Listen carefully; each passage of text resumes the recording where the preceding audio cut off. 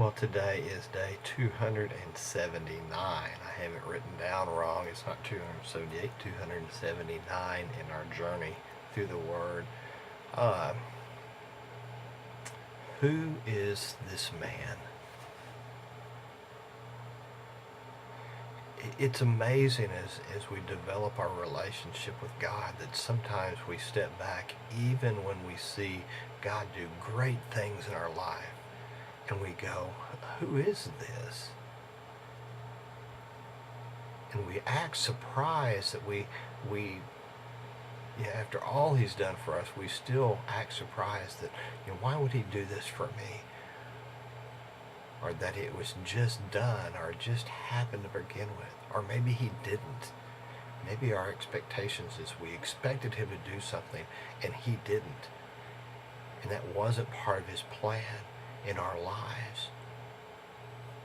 But in our reading today, we see the disciples in the middle of a storm, and where is Jesus?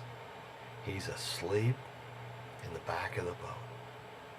He's not bothered by the storm around him because he knows the one who created the storm. And he knows not to be afraid in the middle of the storm. And I was reminded in my reading of this, the passage where Jesus says, come to me, all who carry a heavy burden, and I will give you rest. In the middle of this storm, Jesus is finding rest. Rest in the Father. There's not a burden to carry in this. But those that are on the boat, the disciples that are on the boat, are in a panic because all they can see is the storm around them. Now granted, if you've been in a storm like that, how can you not?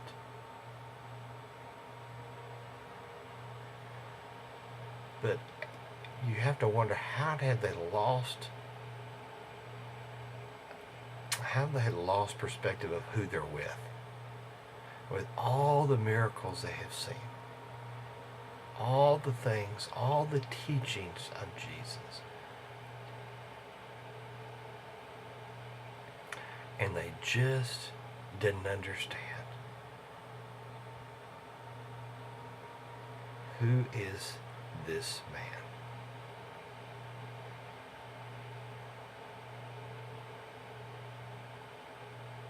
God, I'm reminded. And what did they do? They woke him up. And what does Jesus do? Jesus calms the storm. God still calms the storms in our lives today. Those that rage around us. Is he worried about it? Absolutely not. For there's peace in him. That is our hope. When we face and we're in the middle of those storms, that there's peace in our Savior, Jesus Christ. He still calms the storms of our lives today. My question for me, my question for you is, do we run around in panic in the middle of the storms and say, what are we doing? What's going to happen? God save us. God save us. And we shout, do you care? How can we ask that of God? If God's answer is, you have to ride out the storm, my grace is enough for you. That his grace is enough. Doesn't mean the storm's going to be easy. But my grace is enough to carry you through. His answer may be to stand up and calm the seas and still the wind of our storm.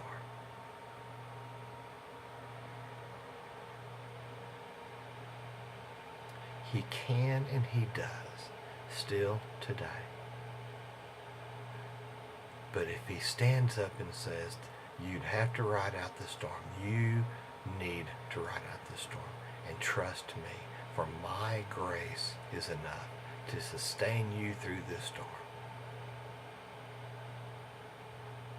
Then we need to remember the other words that God and his messengers and even Jesus says to us. Do not be afraid.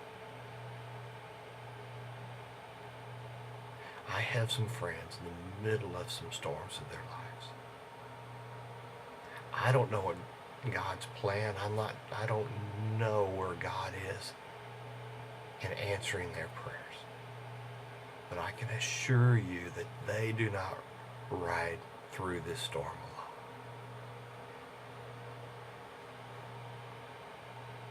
My prayer for them is God will calm the seas and still the winds quickly. But if it's not time for that to happen, that God will show them in a very special way today, even today, that his grace is enough and carry them through the days ahead. That's my prayer for you today as well. If you're facing one of those storms, don't cry out to God, don't you care?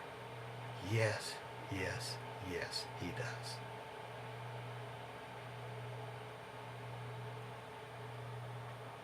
It goes back to the question of, do I really listen? In the teachings earlier that we read today about the parables, Jesus said, he says, to those who listen to my teaching, more understanding will be given, and they will have an abundance of knowledge. But for those who are not listening, even what little they understand, they will have taken away from them. So in the midst of that storm, and we cry out to God, are we listening to him? Are we listening to him?